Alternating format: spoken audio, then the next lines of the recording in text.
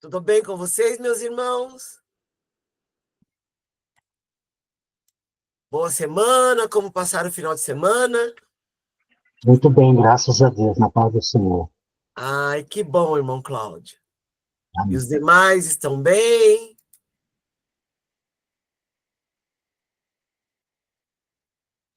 Estão por aí? Passaram bem esse final de semana? Muito frio aí na cidade de vocês ou não? Aqui tá, aqui tá um pouquinho. Ah, então tá bom. O nosso professor Ricardo Oliveira já está a postos aí. Nós temos uma aula maravilhosa, como segunda-feira, né? Nós teremos hoje um descanso às 20h50, ele vai estar falando com vocês, tá bom? Então, sem mais delongas, ele vai estar orando com vocês para nós iniciarmos a nossa aula. Então, para todos, uma boa aula. Deus abençoe a todos. Com você, professor Ricardo. Obrigado, pastora. Bem, boa noite, a paz do Senhor a todos presentes aí na nossa aula virtual, nossa sala virtual, né? Vamos orar então, nós temos alguns slides para dar uma olhada, conversar um pouquinho. Hoje a aula estará bem, vamos dizer assim, bom, ao meu gosto mais interessante, né? Ao meu ver, assim. Vamos orar? Senhor, obrigado, Pai, pela vida que o Senhor tem nos dado, pela liberdade, pela salvação, pelo alimento, pelo descanso, pelo lar, pela família, pela igreja, pelos amigos. Nós te damos graças, ó Senhor. Muito obrigado pelo cérebro, coração que o Senhor nos dá, ó Pai, para podermos entender, perceber, sentir. Nós te damos graças, ó Deus. E agora pedimos que o Senhor me capacite para estar aqui passando um pouquinho desse conhecimento. Capacite também meus irmãos e irmãs, ó Pai, para receber, perceber, entender e crescer um pouco mais no conhecimento das coisas que são, aos olhos humanos, ó Senhor, de interesse, de conhecimento, ó Pai, para transmitirmos as verdades do Teu reino. Nos capacite agora. Te pedimos em nome de Jesus, ó Pai. Amém. Bem, meus amigos, vou aqui já começar. Vamos começar hoje, lembrando que nós estamos vendo os evangelhos sinóticos, Mateus, Marcos e Lucas. Na aula que vem, hoje veremos Mateus e Marcos, detalhes sobre estes livros. Na aula que vem veremos Lucas e o quarto livro dos evangelhos, que não é um evangelho sinótico, que não é visto do mesmo ponto de vista, como falamos na aula da segunda-feira passada, o evangelho de João. Mas hoje vamos ver estes dois, Mateus e Marcos, um pouquinho mais. Vou aqui compartilhar com vocês. Cadê? Tá aqui. Aí para vocês. Bom, vamos lá então com o Evangelho de Mateus. Vamos começar vendo aqui a autoria. Quem foi o autor deste Evangelho? Porque às vezes pode ser que não seja aquela pessoa. Lembrando que nós estamos estudando teologia, meus irmãos. Muitas vezes aquilo que se pretende conhecer não está tão claro assim dentro do próprio texto bíblico. E aí vem os estudiosos da teologia e usam os métodos científicos capazes de encontrar, né, buscarmos encontrar os detalhes destes livros. E aqui, segundo o próprio texto de Mateus, nós não percebemos Mateus falando que é Mateus o autor deste livro. Os eruditos liberais não aceitam que seja Mateus. Devido a quê? Devido ao rebuscamento, um grego muito bom, muito refinado e uma organização temática. De certa maneira, eles pensavam que Mateus não era uma pessoa com conhecimento assim tão rebuscado, né, de grego e capaz de fazer essa organização do livro. A tradição antiga é unânime em dizer que o autor é Mateus. Então nós temos aí o próprio livro não falando, eruditos não acreditando que seja ele, mas uma tradição antiga aceitando que seja o próprio Mateus o autor do livro. Evidências externas. Os pais da igreja o citam como autor do evangelho que leva o seu nome. Quem eram esses pais da igreja? Então você tem lá, ano 98, muito provavelmente, morre o último apóstolo, o apóstolo João. A partir dali, a igreja continua, a igreja de Cristo continua. E aqueles líderes do ano 100 e alguma coisa, 200 e alguma coisa, e até, segundo a teologia aí considera, até o ano 800, todas estas lideranças, estudiosos, pastores, totalmente envolvidos no Evangelho e aptos a ensinar sobre o Evangelho, alguns destes líderes são considerados os pais da igreja. Então, considere aí esse tempo de pais da igreja a partir do ano 100 para frente até o ano 800, que se costuma, dentro da teologia, dizer que estes líderes são os pais da igreja. Então, esses líderes, pais da igreja, entendem, né, acreditam que é o próprio Mateus, o autor do livro que leva o seu nome. Vamos ver algumas evidências internas. Por mais que os eruditos lá liberais entendam que não há nenhum respingo ali que nos dê, mas aqui a gente vai começar a ver algumas coisas. Por exemplo, 43 citações diretas do Antigo Testamento. Nós já vamos entender o porquê. Que é importante que tenham essas citações corroborando, confirmando que é Mateus o autor. A organização exibida ajuda, pois exibe mentalidade de cobrador de impostos. Olha aí alguns detalhes. Usa a expressão filho de Davi 8 vezes. E é o evangelho que mais trata do tema dinheiro. Interessante isso aí. Né? Tendo em vista que Mateus era o cobrador de impostos, ou seja, trabalhava com dinheiro, né? Ele é o que mais fala de dinheiro. Tem uma questão interessante também dessa expressão filho de Davi aí. Data e local onde foi escrito. Não há um consenso sobre a data. Então vamos lá. Lembrando que esses teólogos liberais, meus irmãos, eu falei mal deles na aula passada, e de fato há espaço para, dentro daquilo que nós entendemos que é o Evangelho e o que é a palavra de Deus, a Bíblia, há espaço para nós criticarmos eles. Mas nós não podemos tirar deles os méritos que eles têm. Por exemplo, são muito estudiosos. Eles vão a fundo naquilo que eles querem compreender, nas teorias que eles buscam levantar. Eles são muito rigorosos, são muito estudiosos. Então, tem os deméritos e os méritos e os méritos eu não posso tirar. Eles acreditam aí que foi escrito entre o ano 80 e o ano 100. Os pais da igreja, aqueles líderes que eu comentei agora há pouco, acreditam que é antes do ano 70. E se Mateus usou Marcos, como nós até comentamos na aula passada, então ele foi escrito após o ano 60. E aonde ele foi escrito? Provavelmente foi na cidade de Antioquia, da Síria, cidade com grande população judaica. Olha, atenção isso aí, informação importante. Grande população judaica, de língua grega, como comentamos na aula passada, o mundo praticamente daquela região ali falava grego, e com grande aglomerado de cristãos. Então, 3 informações: população judaica, língua grega e aglomerado de cristãos. Porque nós precisamos saber para quem que era, qual era a intenção de escrever para quem esse evangelho, né? Quem foi o homem Mateus? Seu nome significa dom de Deus. Tinha também o nome de Levi, né? Em alguns textos bíblicos nós vemos Levi se referindo a Mateus. Era publicano. O que é publicano, Ricardo? Publicano é o cobrador de imposto. E ele era um judeu cobrador de imposto do governo romano. Né? Então, cada vez que você vê, Zaqueu publicano, então era um servidor público que cobrava imposto. Né? Sobre Mateus, ainda como funcionário público, dominava o grego, por óbvio, e tinha boa cultura. Foi escolhido como apóstolo e ofereceu um banquete para Jesus. Um pouquinho da vida de Mateus. Aqui eu quero fazer um adendo, pessoal. Eu não sei quem de vocês que assistiu ou está assistindo, ou ainda verá aquela série, como que chama a série? The Chosen, Os Escolhidos, né? Uma construção assim maravilhosa.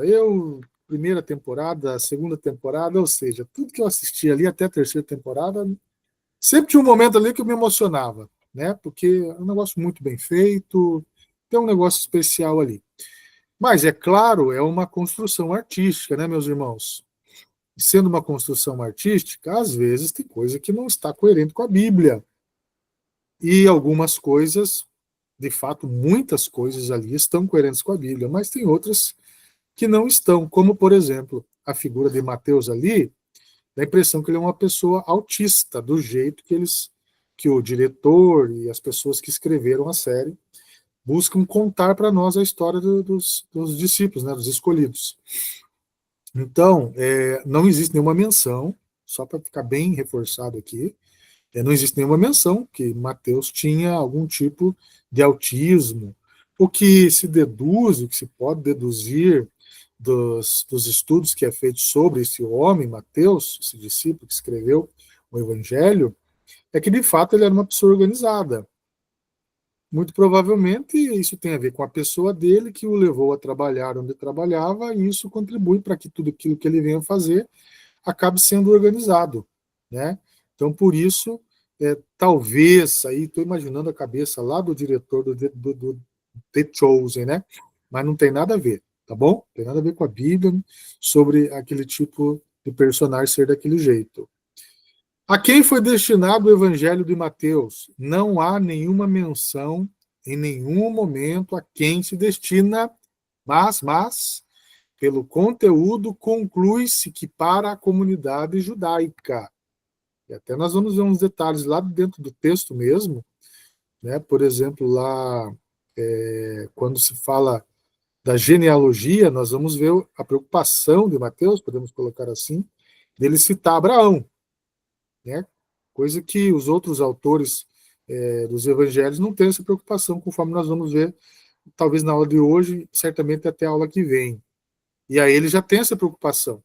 Então, muito provavelmente para a comunidade judaica. Mateus escrevendo para judeus. E Marcos, daqui a pouco a gente vai ver para quem ele estava destinando. Entretanto, estudiosos também o classificam com caráter universal, ou seja, para qualquer pessoa, em qualquer tempo, em qualquer lugar. Né?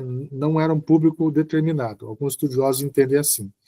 Termina o evangelho com a grande comissão, e na parábola do trigo e do joio, o campo é o mundo. A teologia de Mateus. Vamos lá, interessante.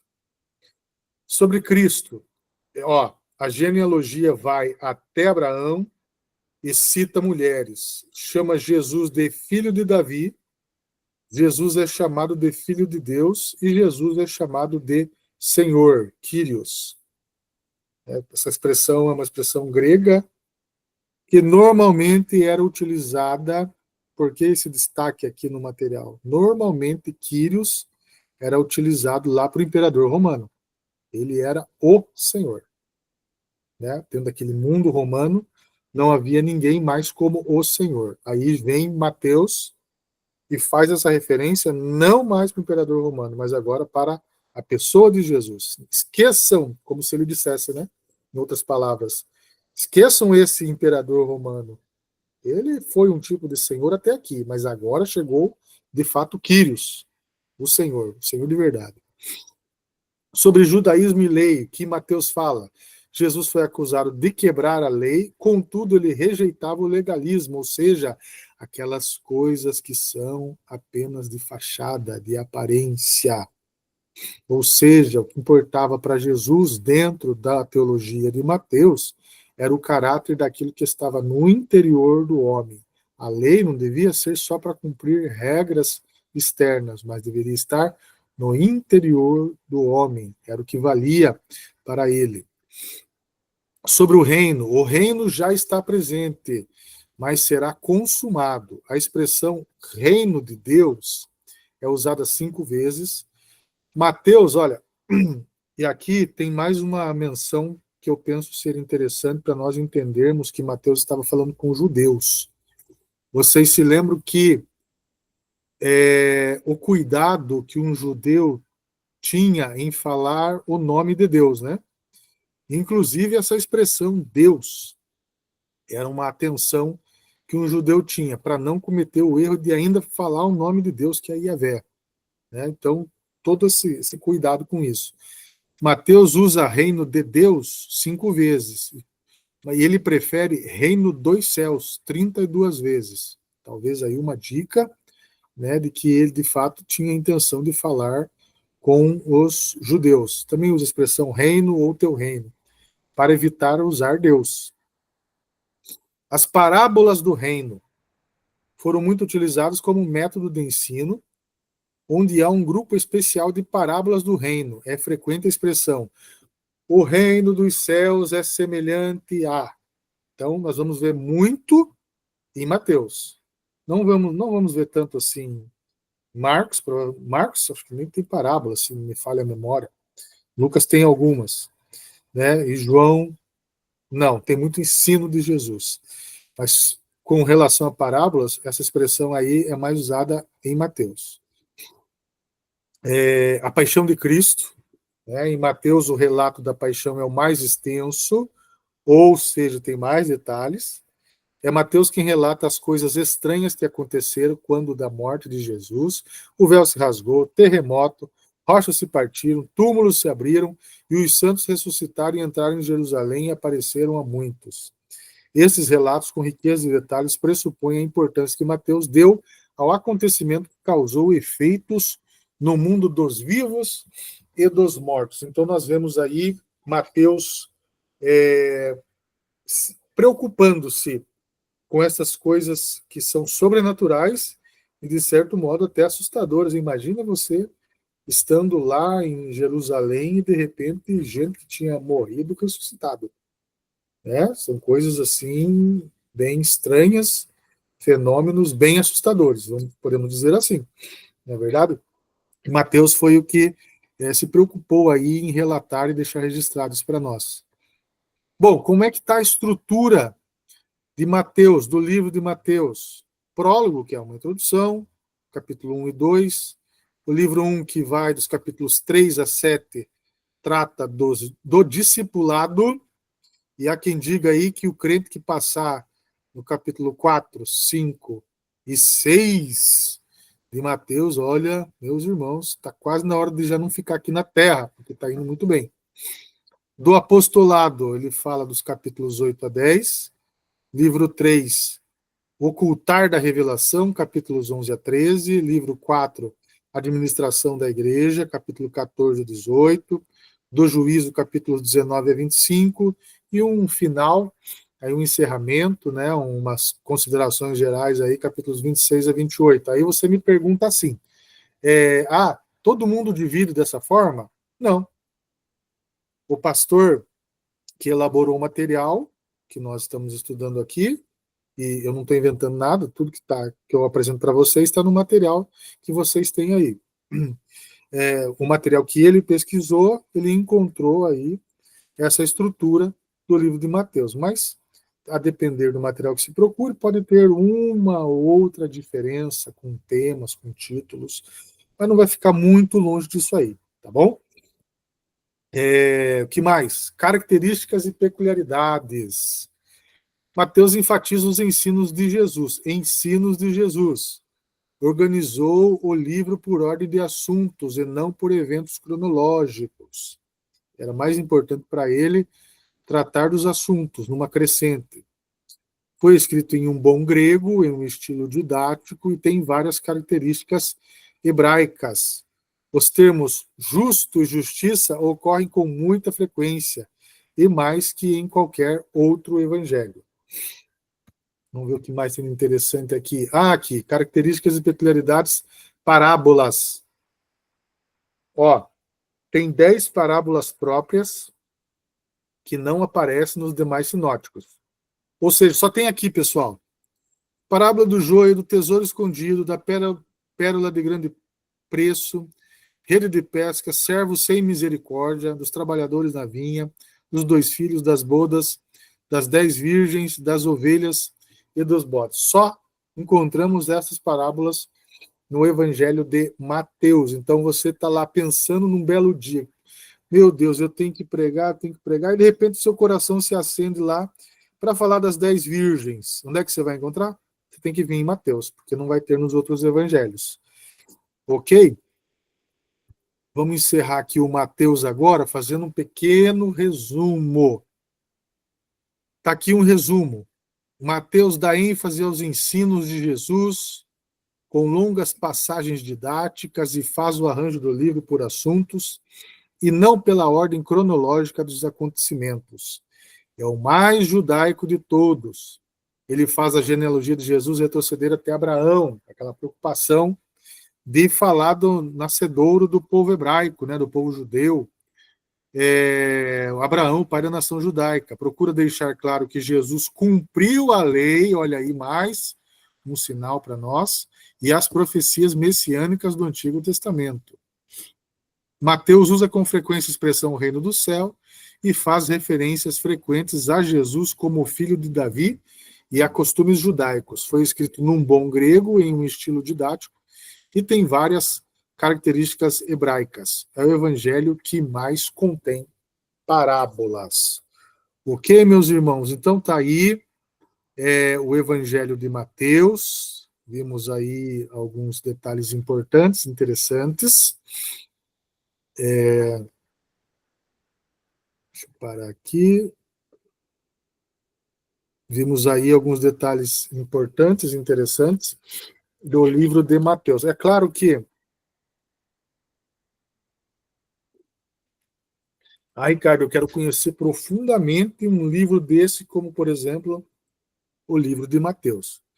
Então, vamos lá. Você provavelmente tem um material em mãos, que aí tem mais detalhes, mais riqueza de detalhes. A gente tenta aqui esmiuçar um pouquinho, falar um pouquinho para você, né, dar uma mastigada, falar uma outra coisa que venha agregar aí para você ficar mais curioso, mais curiosa, para pegar o teu próprio material. E também, meus irmãos, a realidade é que há muito material escrito de teologia.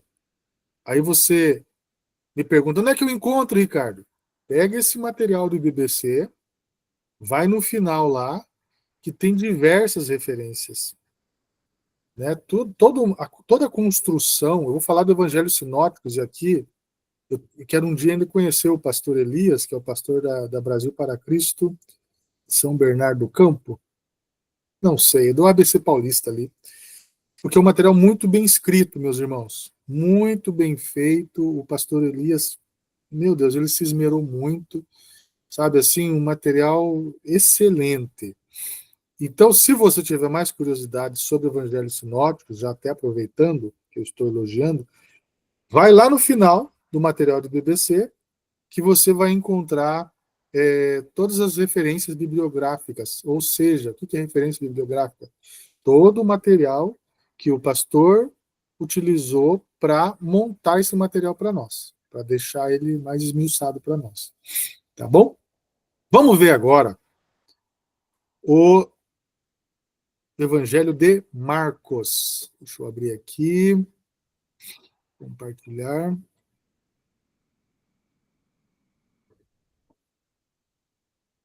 Vamos ver Marcos.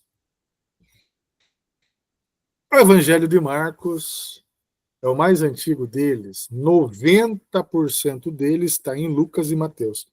Eu não sei se todo mundo que está aqui hoje já esteve na aula da semana passada, se está faltando alguém, né? Mas nós já demos uma introdução na aula passada, dizendo que é muito provável, os estudiosos aí, na sua maioria, de forma majoritária, entendem que por que há tanta semelhança entre Marcos e Lucas, Mateus, Marcos e Lucas, os sinóticos, porque eles usaram o evangelho de Marcos para escreverem os seus evangelhos, tanto de Lucas quanto de Mateus. Ok? Por isso, então, que 90% do evangelho de Marcos está inserido, está inserto em Lucas e Mateus. Do grego evangelion, que significa boas novas, Marcos é quem mais faz menção desse termo evangelho. Olha aí um detalhe interessante. Evangelho, como título de um livro, somente é usado a partir de Justino, no século II. ou seja, século II, 200 anos, 200 e poucos anos lá depois de Cristo. É só lá que, a partir de lá, então, que começa a usar esse termo que é cunhado aí do Evangelho de Marcos. Autoria, quem foi o autor? O próprio Evangelho não menciona quem é o autor. O testemunho da igreja primitiva, que é a primeira igreja lá após o Pentecostes de Atos 2, é unânime em afirmar que João Marcos é o autor. Por que será? Porque ele conviveu ali, nós vamos ver alguns detalhezinhos, muito provavelmente ele estava lá. Se não viveu no dia a dia com os discípulos ali, os 12 os apóstolos, pelo menos ele andou com Paulo, então ele teve um contato muito próximo com as verdades do Evangelho, com a história de Cristo, né, do Evangelho. Evidências externas da autoria. Os pais da igreja e historiadores o citaram. Então, aqueles camaradas lá que eu falei para vocês, e historiadores, quando a gente fala historiadores, pense comigo aqui, que eram aquelas pessoas que estudavam história, por óbvio, mas que, quando focavam em estudar sobre Jesus, começavam a fazer suas pesquisas de história e chegavam à conclusão que foi esse camarada, Marcos, que fez o que escreveu o Evangelho, né?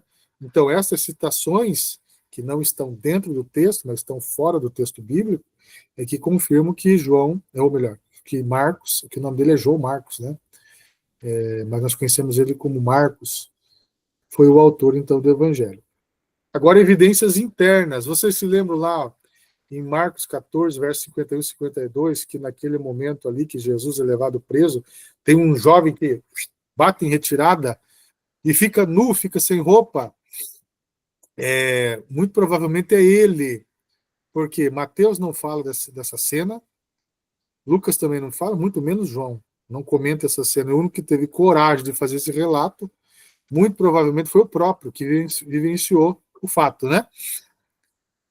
Aponta para Marcos, pois, lá internamente no texto bíblico, era familiar com Jerusalém e Palestina.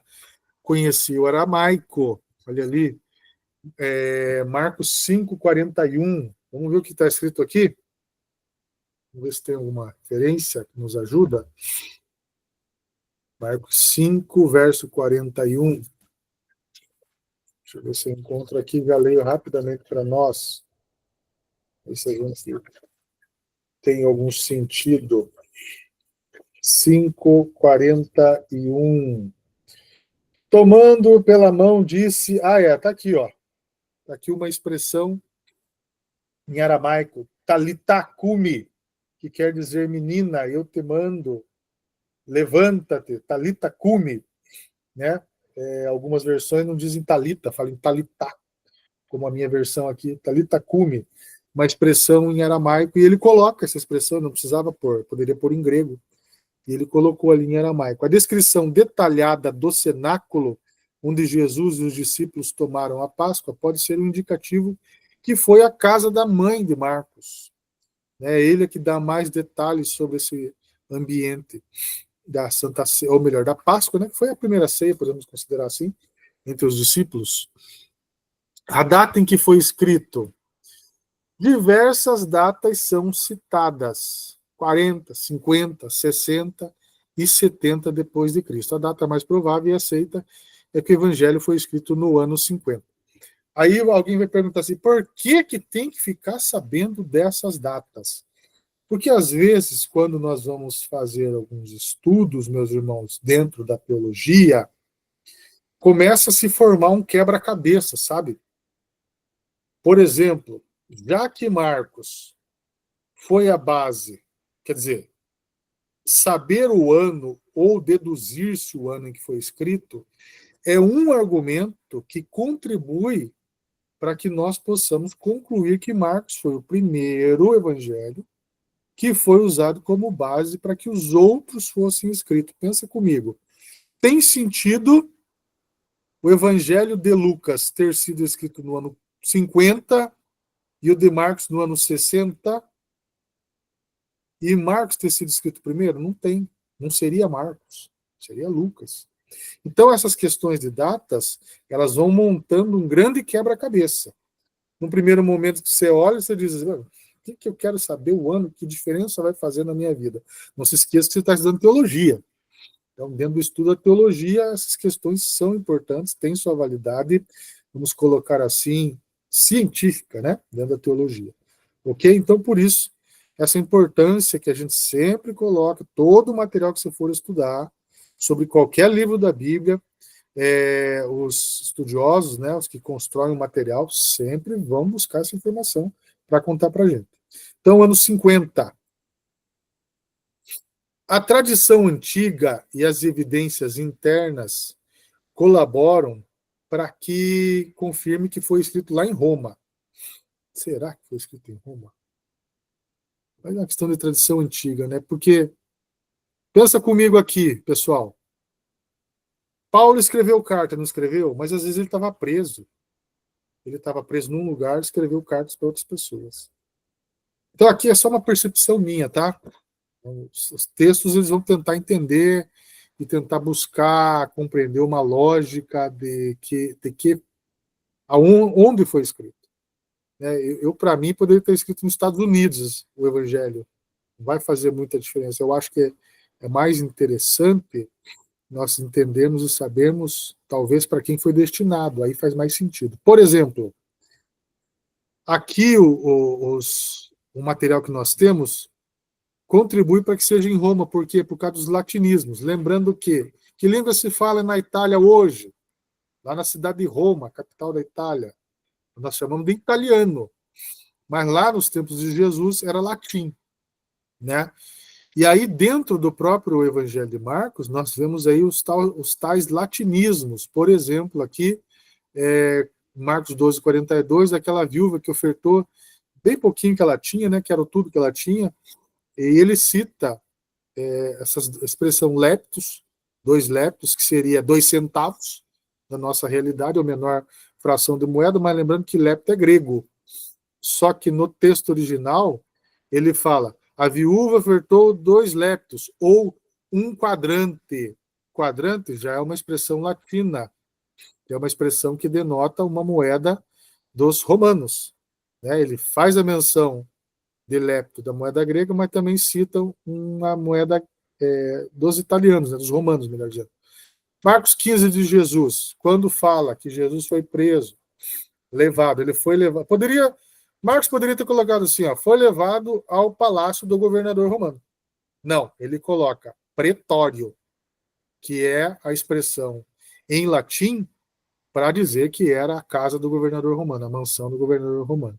Então, são 2 exemplos aí da utilização de latinismos, da preocupação de Marcos para se expressar com esse povo romano dentro dos detalhes aí que ele narrou sobre os evangelhos, sobre o evangelho de Jesus, né, as boas novas de Cristo. Local onde foi escrito, o público gentílico do evangelho. A informação em 1 Pedro 5,13 localiza Marcos em Roma com Pedro. Mas aí nós precisamos saber em que ano que Pedro escreveu a sua primeira epístola, né? Eu não me lembro agora de cabeça, poderia até ter trazido essa informação aí, mas não levantei.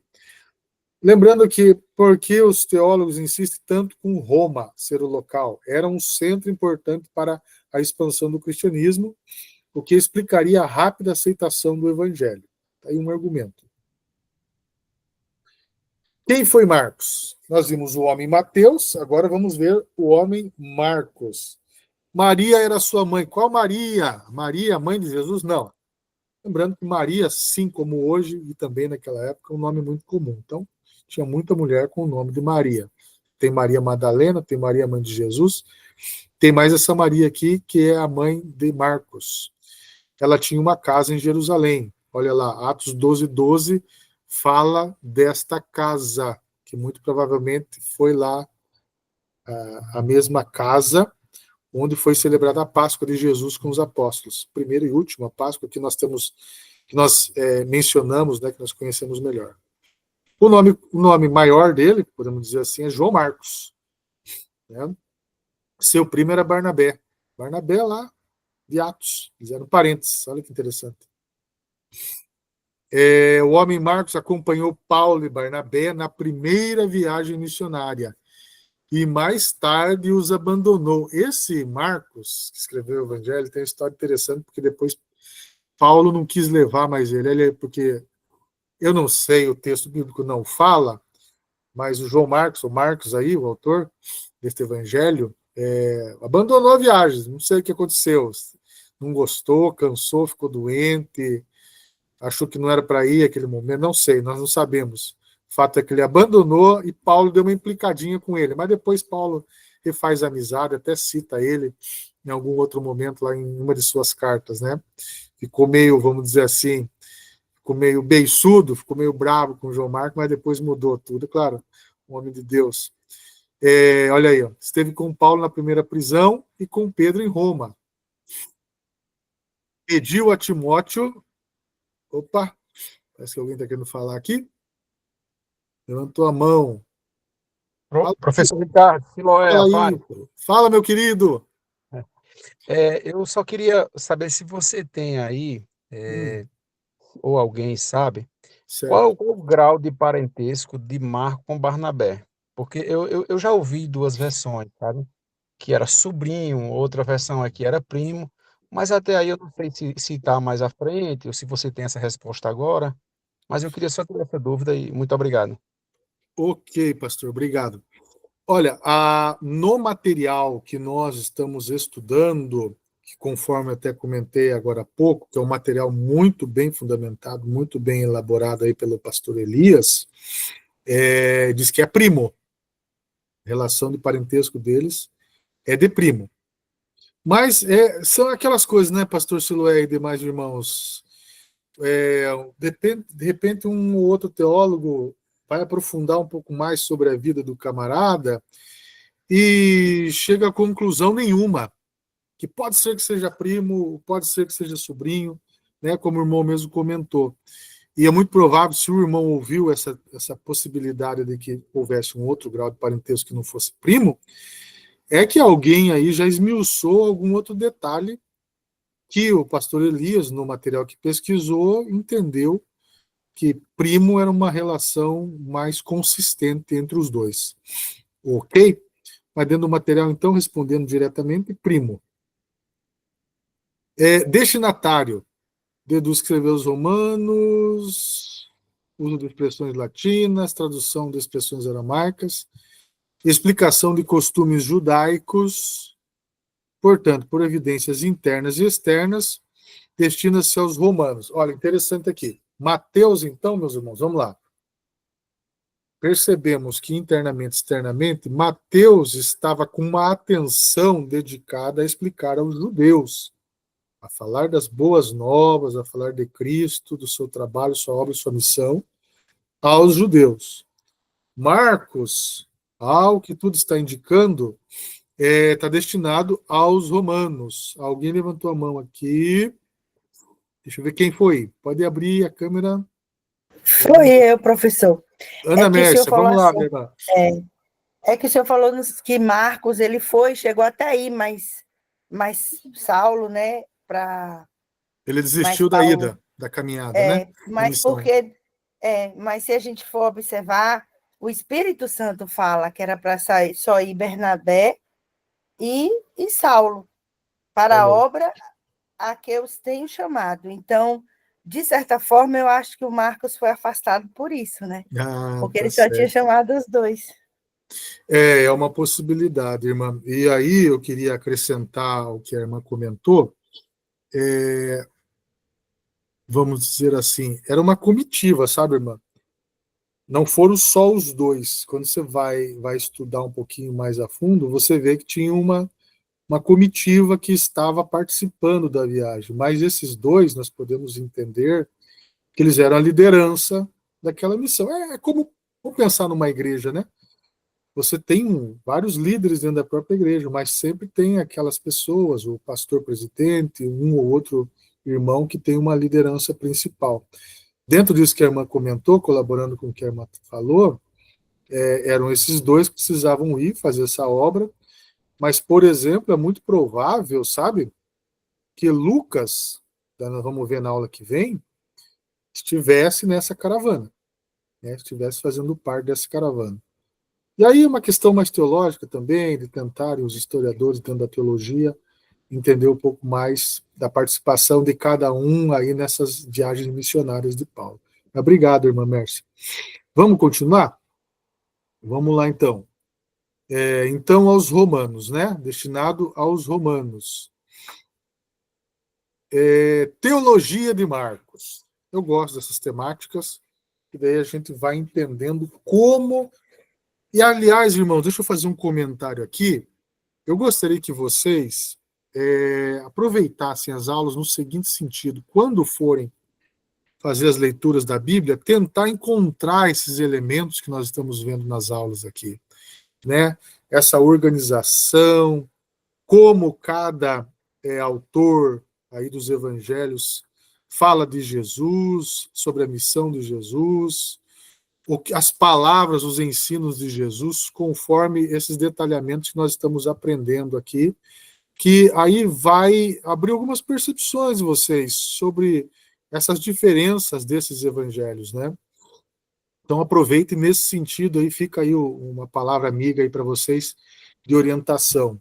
Vamos ver aqui a teologia de Marcos. O Filho do Homem. Olha aí, uma expressão lá do Daniel, né?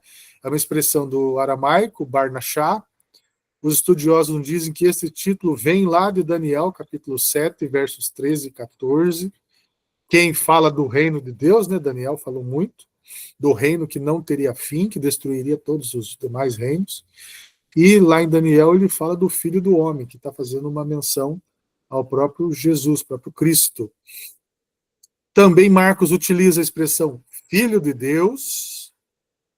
Olha aí que ele não está preocupado, igual Mateus estava, com a questão de Deus. Não se esqueça, povo romano, povo grego, tinham muitos deuses. Então não era temor nenhum de usar a expressão, e os próprios romanos, ao lerem ali, também estariam entendendo melhor a expressão. Alguém está pedindo para participar? Saulo! Boa noite, Saulo! Alô, Saulo? Tá o microfone fechado, Saulo? Não? Encostou? Alô, Saulo? Acho que ele só pediu para entrar na sala, professor. Ah, tá. Desculpa, então. Tá bom? Desculpe meu equívoco. Tá bom. Vamos lá, então. Vamos continuar. Filho de Deus. Aí, como ele estava falando para os romanos, não tinha por que ter esse temor, né? Assim como o autor lá de Mateus, o Mateus, né? Tinha esse temor porque estava falando aos judeus. E esse título, alguém está com o microfone aberto, irmãos, está vazando. Dá uma olhadinha aí. Aí, valeu, obrigado. O Filho de Deus aparece na introdução do Evangelho, percorre todo o livro e culmina lá em Marcos 15, 39. Irmãos, daqui a pouquinho nós vamos ver um negócio aqui do Evangelho de Marcos, que de antemão eu já falo, todo mundo é crente aqui, todo mundo crê no Senhor e na sua palavra, não é para ter dúvida. Pelo amor de Deus, não quero que ninguém... É só para deixar um pouquinho curioso, que é um assunto sério aqui que nós vamos tratar daqui a pouquinho, que é o final do Evangelho de Marcos. Mas vamos continuar. Foi só um parênteses aqui. Sobre fé. Jesus procura fé dentro do Evangelho de Marcos. Procura fé naqueles que querem segui-lo. Então, o elemento fé se distingue dos outros evangelhos. Muitos foram curados de acordo com a sua fé em Jesus, né? Então aqui Marcos, vamos dizer assim, ele ensina que para seguir Jesus, para alcançar algo de Jesus, é preciso ter fé. Existe essa ênfase no Evangelho, conforme escreveu Marcos. O significado da cruz para o evangelista dá grande importância à morte e ressurreição. Marcos relaciona o discipulado com sofrimento e morte.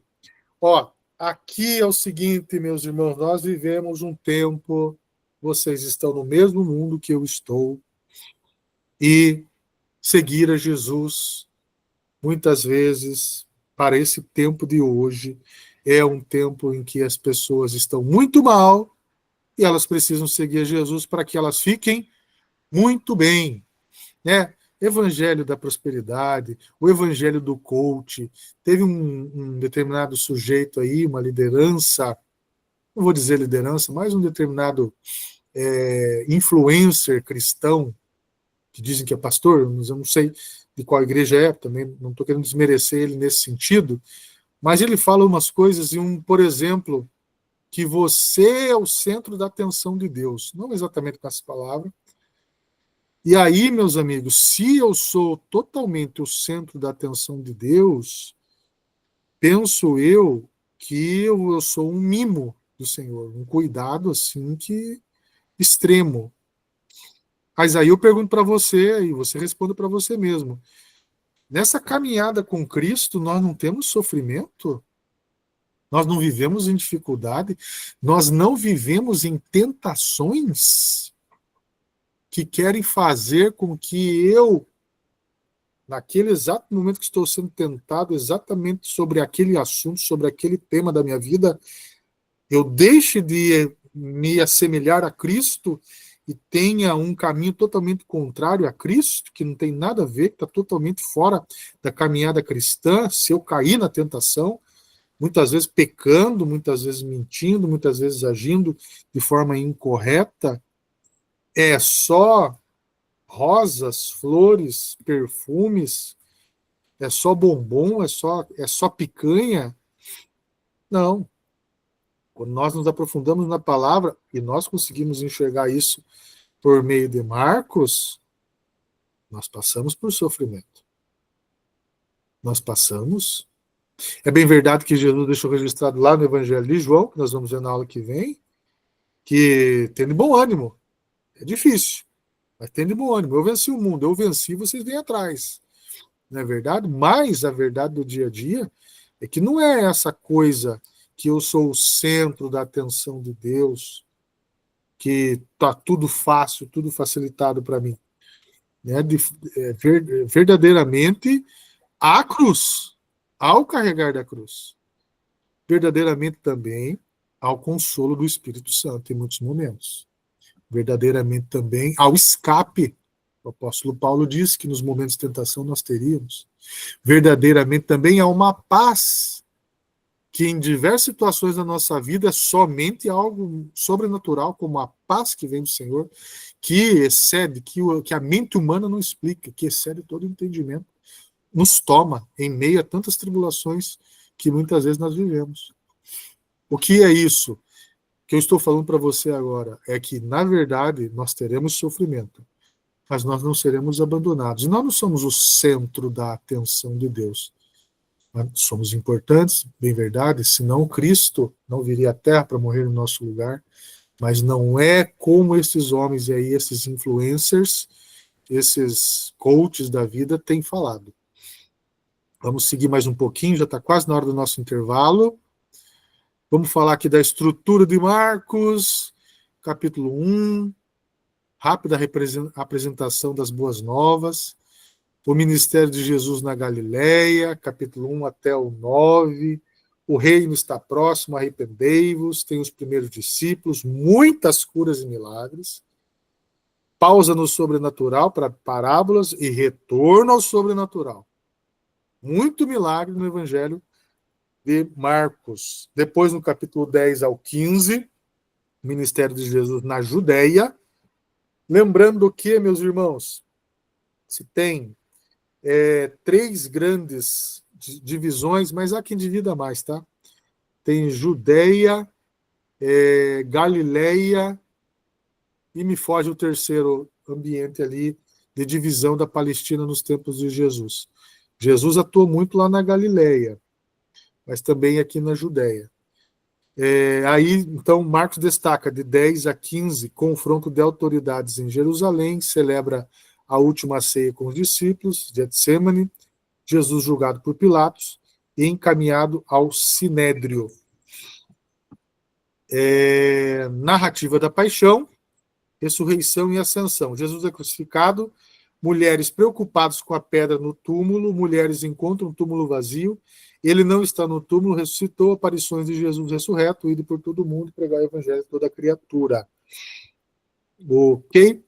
Bom, agora são 8 horas e 50 minutos, repita, 8h50. Vamos fazer o nosso intervalo até as 9 horas e voltamos aqui com as características e peculiaridades do Evangelho de Marcos. Então vamos dar uma pausinha, pastora Miriam, e daqui a pouco nós voltamos, meus irmãos, tá bom? 9 horas estaremos aqui.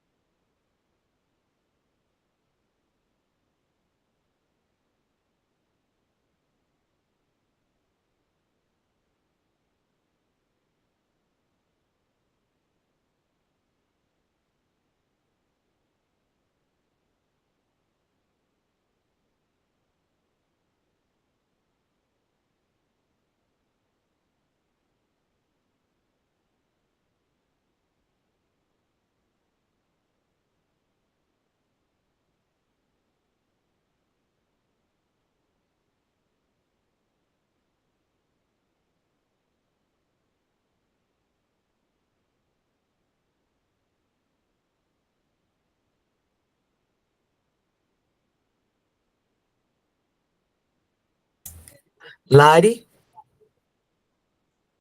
Oi? tudo bem?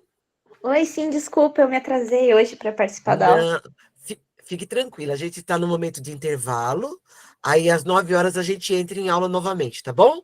Tá bom, obrigada. Tá bom, querido, Deus te abençoe.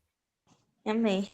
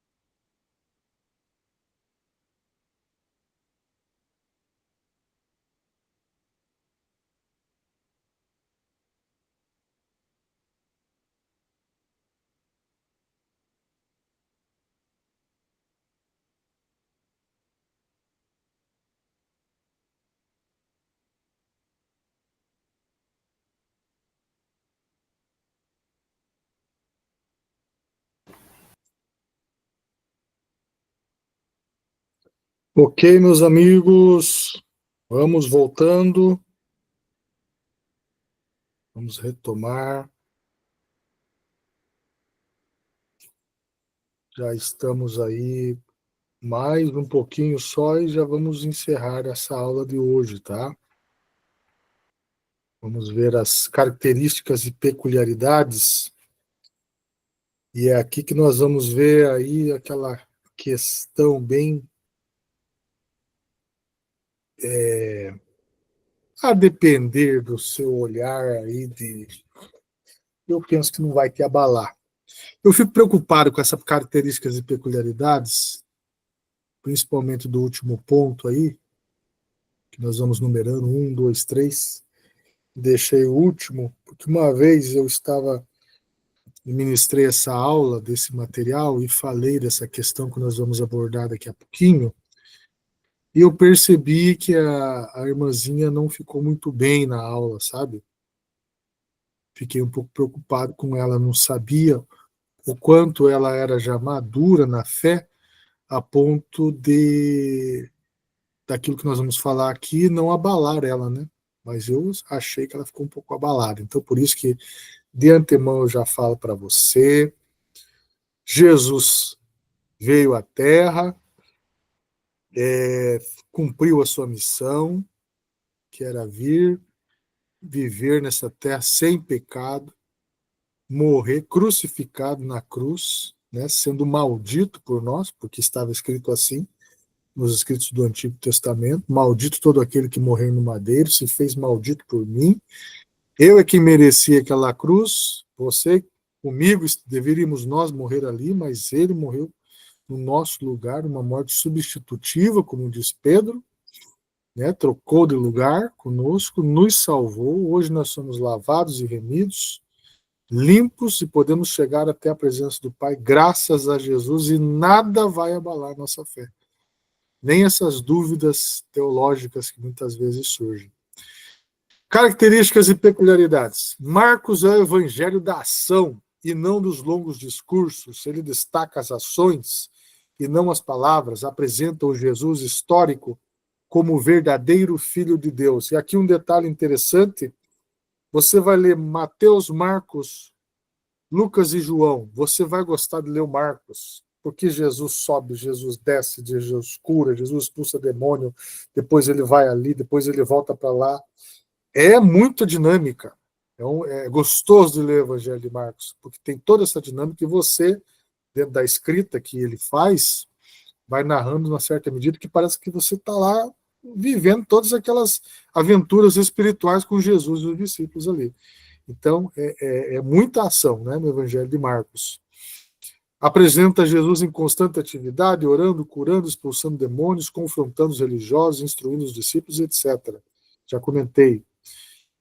3. É escrito em estilo literário, jornalístico e cheio de energia. Reafirmando o que eu falei aqui, né? Toda aquela sequência e muito viva. 4. Não contém genealogias ou narrativas sobre o nascimento de Jesus. Não tem importância isso. Marcos não está querendo dizer de onde veio e para onde vai, nesse sentido, como Mateus, né, que fala aí da genealogia, traz Abraão, né, que Jesus vem de lá, etc. Geralmente é cronológico em seus relatos. Olha isso aqui que interessante, diferente de Mateus. Mateus organizou por assunto, né? Marcos já como ele é jornalístico, como tem uma certa dinâmica, então fica interessante ter uma cronologia, começo, meio e fim, né, de tudo que ele vai relatar. 6. Marcos cita o Antigo Testamento apenas 16 vezes, né, que é aquilo que eu estava comentando. Ele não está preocupado em trazer prova nenhuma com relação à descendência ou as profecias, porque ele está falando para outro público, né? Diferente de Mateus, que está falando para o povo judeu. 7. Relata apenas 8 parábolas das 41 dos sinóticos. Parábola não é o tema, não é o centro da atenção de Marcos. Dos 35 milagres, ele conta 18, mais que os outros evangelhos. Marcos, podemos dizer aqui, nós aqui no tempo de hoje, é o evangelho dos milagres? Sim, é o evangelho dos milagres, das ações sobrenaturais do Senhor. Bom, vamos ver agora aqui, se você tiver comigo aí, eu queria que você tivesse um pouquinho de paciência, que agora é o trechinho final da aula, a gente é um pouquinho mais comprido, e eu gostaria de atenção bem especial de todos, porque é bem interessante o tema, que é um problema textual levantado pela crítica textual. Vocês lembram que nós falamos sobre as críticas?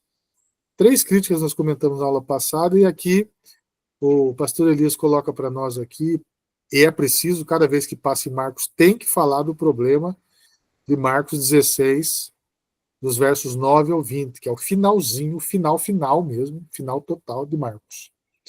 E aí tem essa crítica textual, que é o povo lá que vai lá para o texto bíblico, analisar o texto bíblico. Não está pegando, não está se importando com a questão oral, como que foi montado, de que forma foram montados os textos, mas está preocupado lá com os originais, com os escritos, com o que está escrito lá nos textos, né?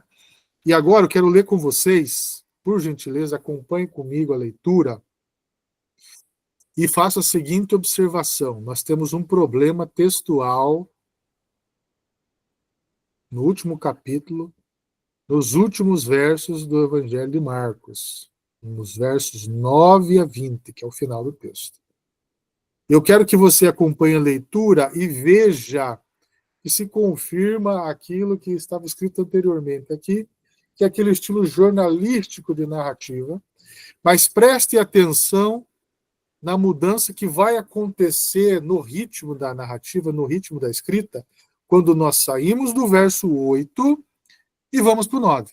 Veja a quebra que acontece. Então vamos lá. 1. Quando terminou o sábado, Maria Madalena, olha aí Maria Madalena, guarda essa informação, Salomé e Maria, mãe de Tiago, compraram especiarias da semana, bem cedo. Ou melhor, compraram especiarias aromáticas para ungir o corpo de Jesus. No primeiro dia da semana, bem cedo, ao nascer do sol, elas se dirigiram ao sepulcro, perguntando umas às outras: quem removerá para nós a pedra da entrada do sepulcro? Mas quando foram verificar, viram que a pedra, que era muito grande, havia sido removida. Entrando no sepulcro, viram um jovem vestido de roupas brancas assentado à direita e ficaram amedrontadas. Verso 6.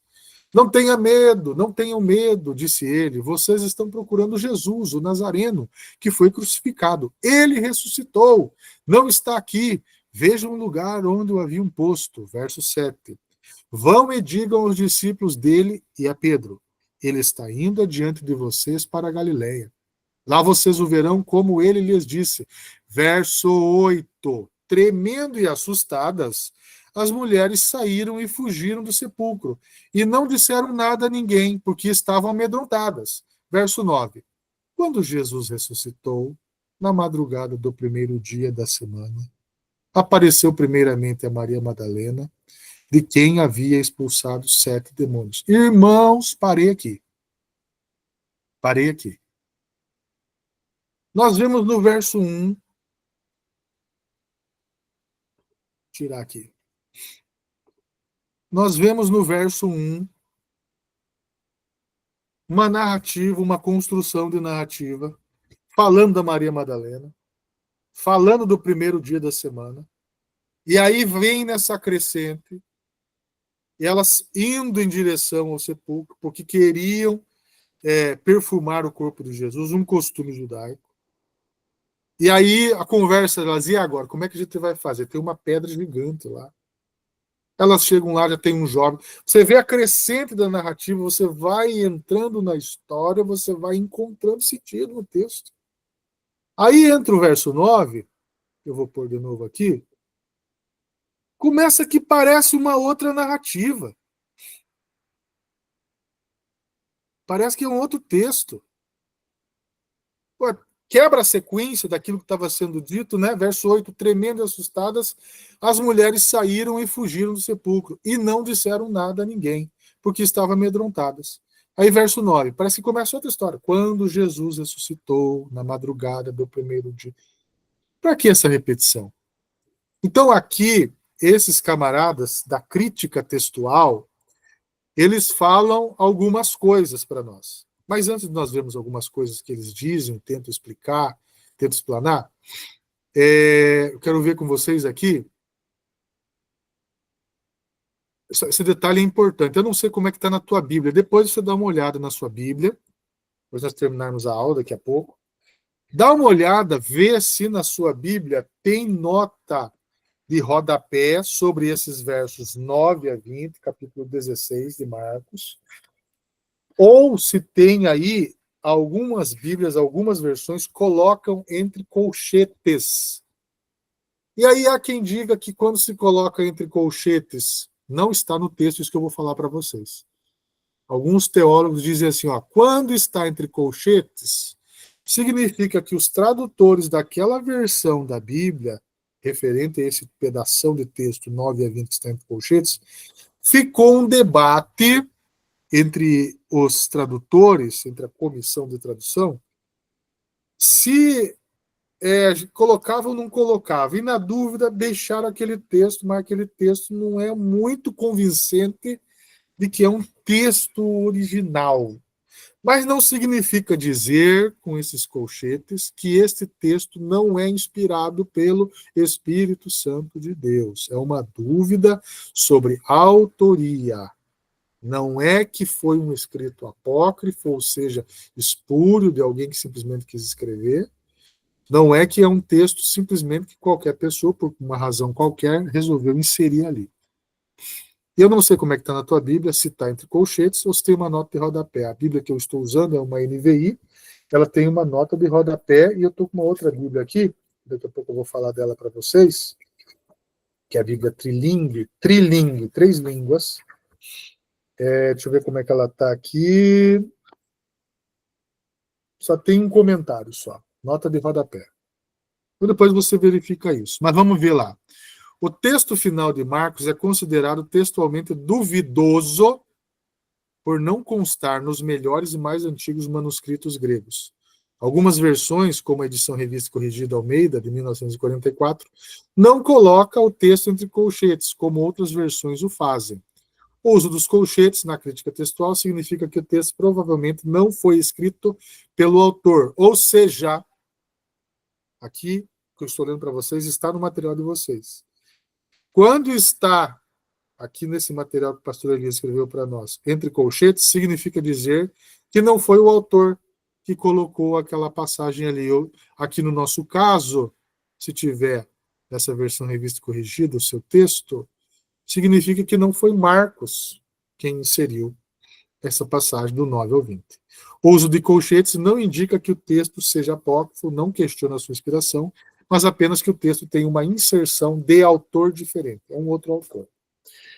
Outra menção interessante que eu preciso fazer para vocês. Meus irmãos, hoje se eu quero fazer uma cópia de qualquer documento, seja ele qual for, eu vou numa máquina de Xerox. A gente chama máquina de Xerox, mas é uma copiadora, né? Xerox é a marca. Eu vou lá e faço uma cópia. É simples hoje. Hoje é tudo muito fácil. Eu quero uma outra Bíblia. Você pode escolher a Bíblia que você quer, meu amigo. Hoje você entra na internet lá, você escolhe que tipo, que cor, um comentário, assim, né? A linguagem que você quiser. Tá fácil. Mas vamos voltar comigo lá nos tempos, no anos 50, que Marcos foi escrito, muito provavelmente. Você pensa que ele escreveu, não era papel, era outro material. Eu não me recordo, na cabeça de vocês é para estar um pouco mais fresco. Muito provavelmente foi escrito em quê? Vocês estudaram bibliologia agora, né? Não precisa responder. Mas não era esse papel que nós temos hoje. Mas vem comigo, ó. Escreveu um determinado tipo de documento. Vou chamar de papel da época de Marcos. Aí, à medida que você ia lendo aquilo, o que é que ia acontecer? Ia rasurar tudo.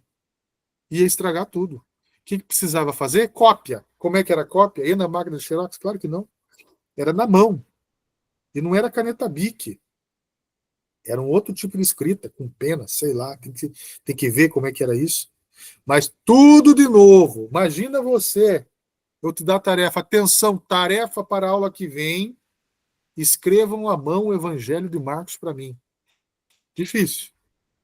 Mas possível de fazer. Então, estava lá o copista fazendo a cópia daquela carta. Eu não sei você, mas eu sou do tempo que às vezes o professor dava um trabalho para a gente fazer, não tinha internet em casa, você tinha que ir na biblioteca da cidade, procurar o livrinho lá e copiar o que estava escrito lá. E aí, às vezes, era uma quantidade grande de coisa para você copiar. E você estava copiando, de repente, você pulou uma linha, você esqueceu de pôr uma vírgula, esqueceu de pôr um acento. Então, os copistas fizeram muitas cópias dos textos. No caso de Marcos, nós vamos ver daqui para frente, será que foi um erro de copista? Eu acredito que não, conforme nós vamos ver. Mas era comum ter um erro de gramática, a falta de um acento, de uma vírgula, pular uma linha, esquecer de escrever uma palavra. Então, nós não podemos desconsiderar possibilidade de erro de copistas, tá bom? Só para fazer esse comentário, para ficar claro para nós que existem essas possibilidades dos copistas. Então, vamos ver aí fortes argumentos levantados contra a originalidade desse final. Lembrando que dos versos 9 ao 20, argumentos que não eram originais.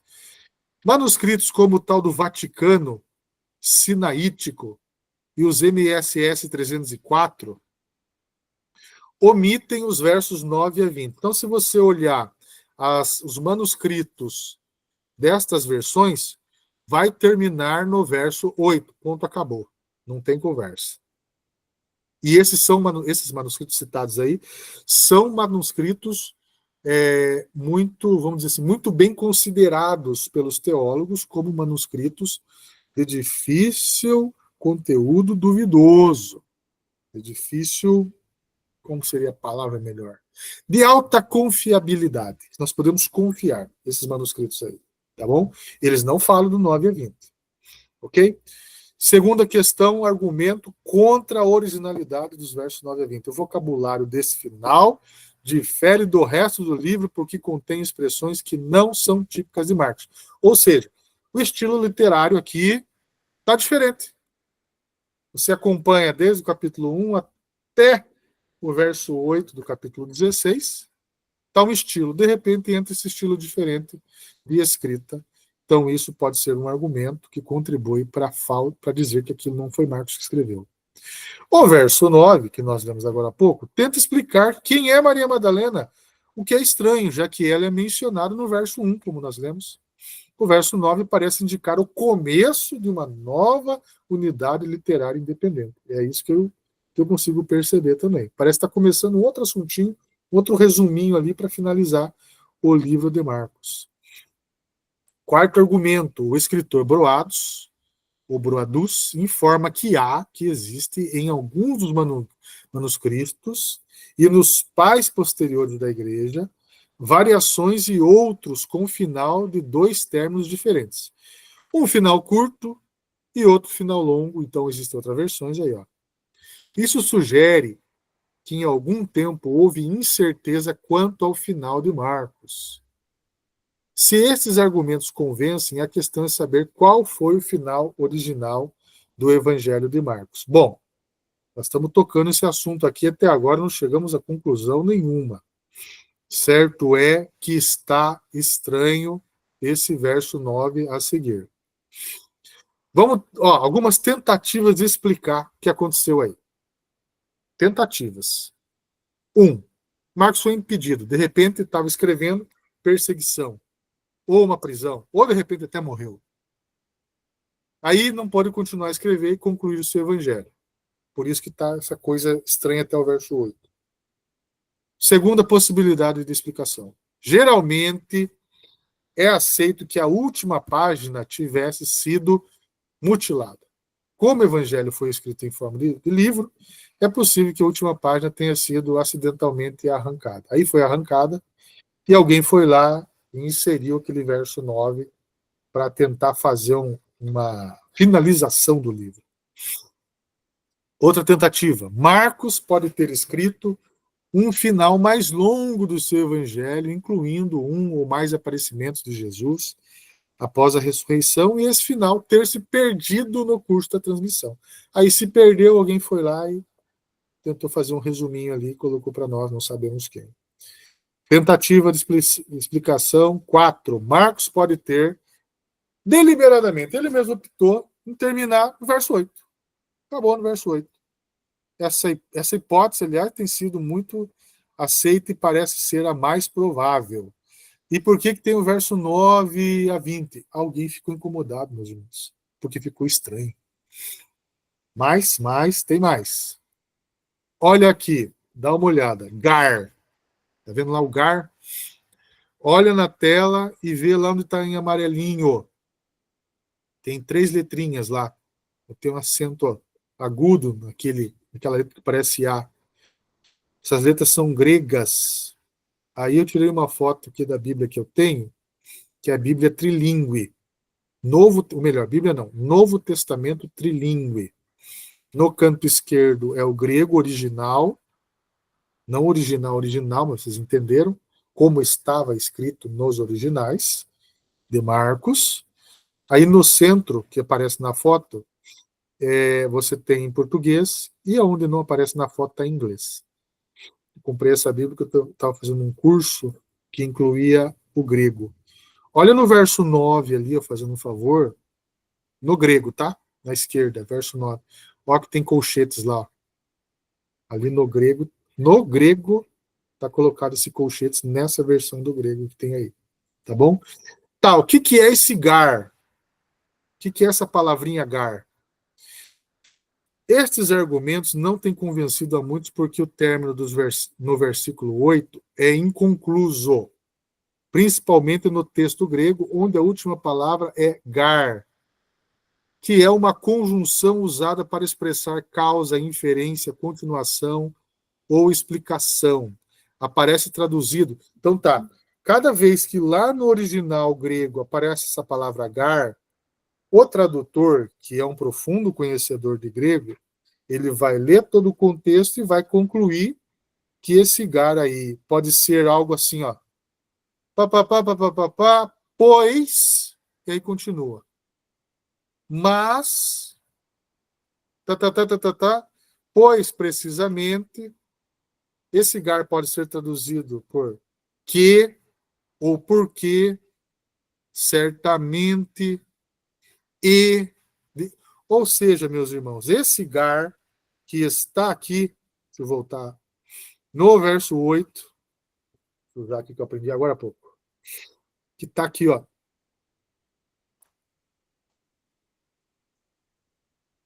Não estou conseguindo me lembrar.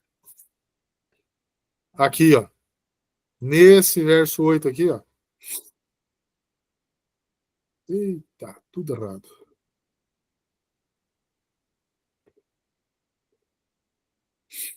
Nesse verso 8 aqui, ó. Ó. Ele é uma expressão de continuação. É para continuar falando alguma coisa. Então, imagina lá, e saindo elas, fugiram do sepulcro porque estavam possuídas de temor e de assombro, e de medo nada disseram a ninguém, pois... Aí começa o verso 9, havendo ele ressuscitado na manhã. Então não tem sentido.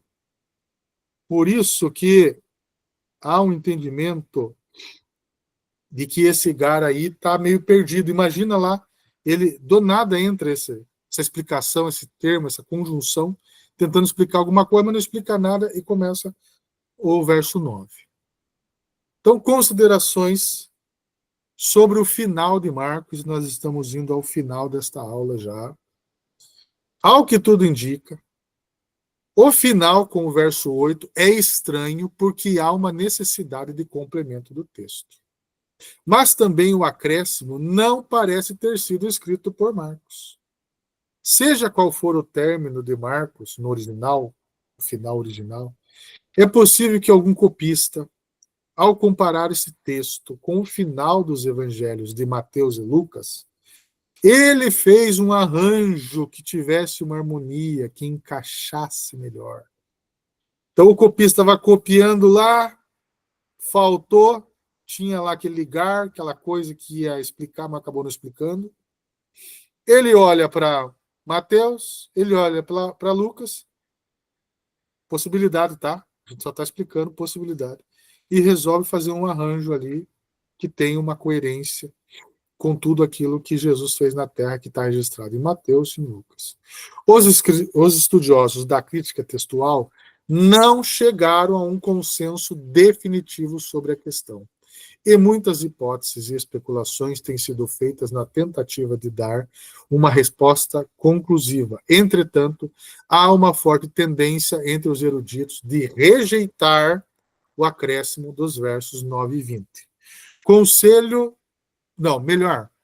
a gente tem que cobrar, e eu não estou cobrando nada de vocês. Uma palavra amiga para você, líder que está aqui tendo essa aula e ouvindo essas questões dos versos 9 a 20. Não fale disso no púlpito da sua igreja, porque você não sabe a maturidade das pessoas para entender isso. É uma questão pertinente, é perceptível, não precisa ser o gênio, um Einstein, para perceber que está esquisito. Você começa a ler do verso 1 até o 8, você vê que tem sentido, tem lógica, e de repente começa uma coisa diferente no verso 9. Tem alguma coisa estranha. Mas você não vai, por favor, palavra aqui de um amigo, pedido de um amigo teu, não vai ensinar isso aí, não vá falar disso aqui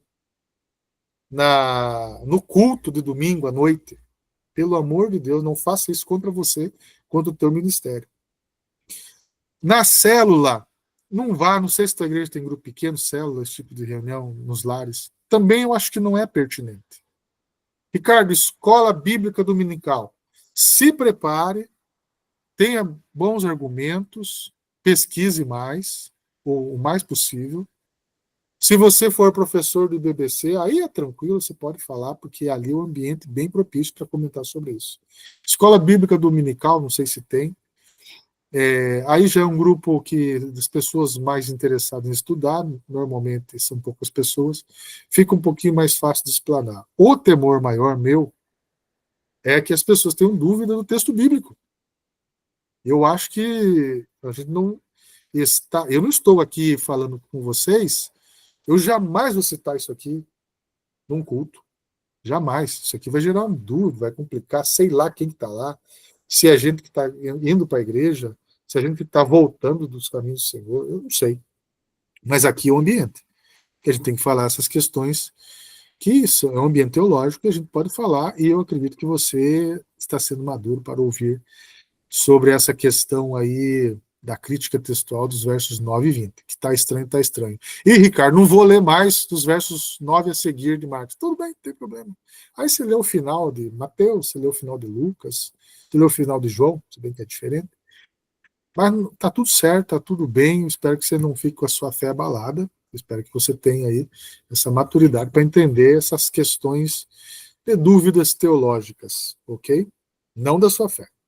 Então, um resumo aqui, para nós encerrarmos a nossa aula. A Ana Mércia quer falar alguma coisa. Espera lá. Ô, Vai lá, minha irmã. professor, Fala. eu acho que pior do que isso é a gente explicar que se na palavra de Deus está falando lá que ele ressuscitou no primeiro dia da semana, isso quer dizer que ele não morreu na sexta-feira.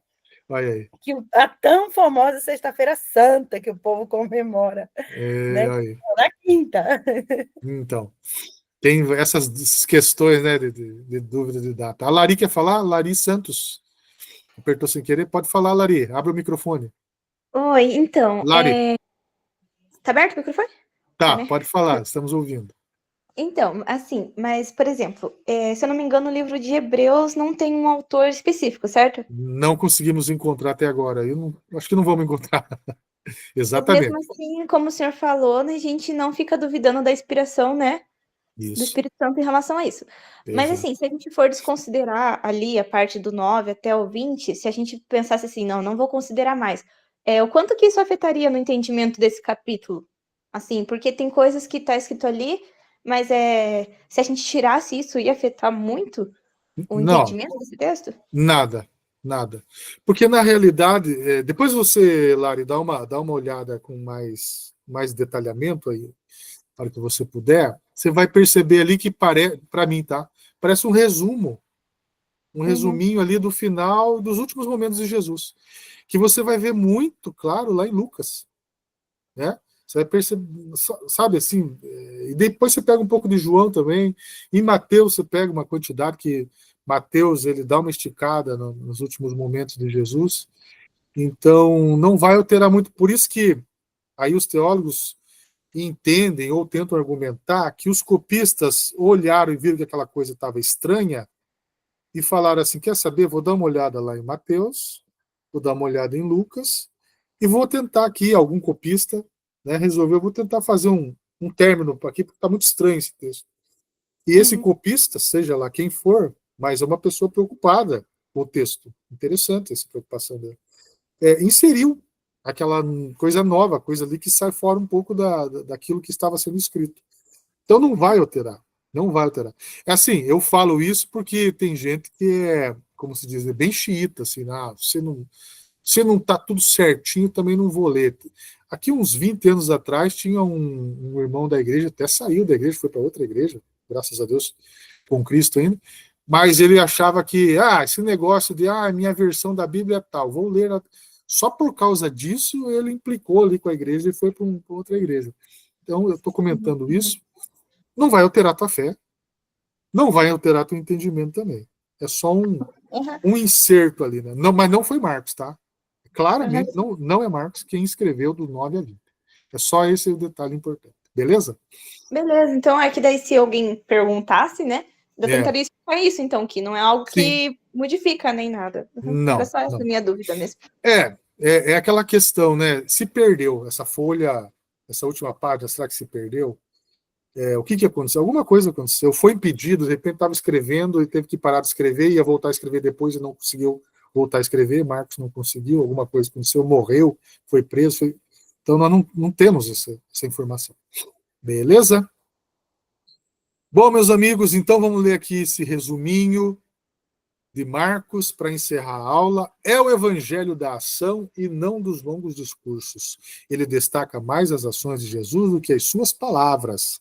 Ele apresenta o Jesus histórico como o verdadeiro Filho de Deus. Apresenta Jesus em constante atividade, orando, curando, expulsando demônios, confrontando os religiosos, instruindo os discípulos, etc. Escrito num estilo literário jornalístico e cheio de energia.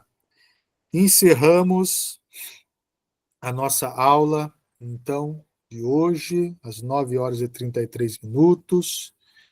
Deus abençoe vocês. Na segunda-feira que vem, vamos ver Lucas e vamos ver João. Lembrando, você nunca vai esquecer disso. João não é evangelho sinótico. Tá bom? E vamos encerrar a nossa aula na segunda-feira que vem. Pastora Miriam, algum recadinho do coração? Obrigada pela aula de hoje, presbítero Ricardo, que já é um pastor, claro.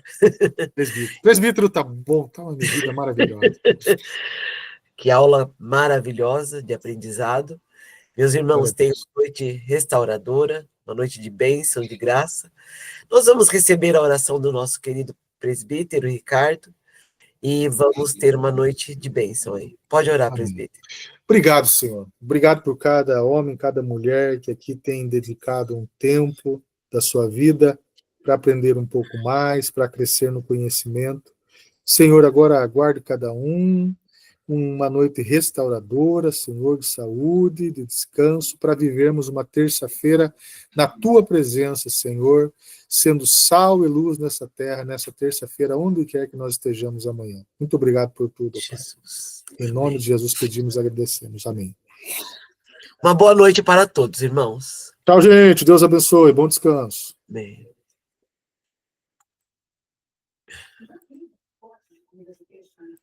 Normalmente não.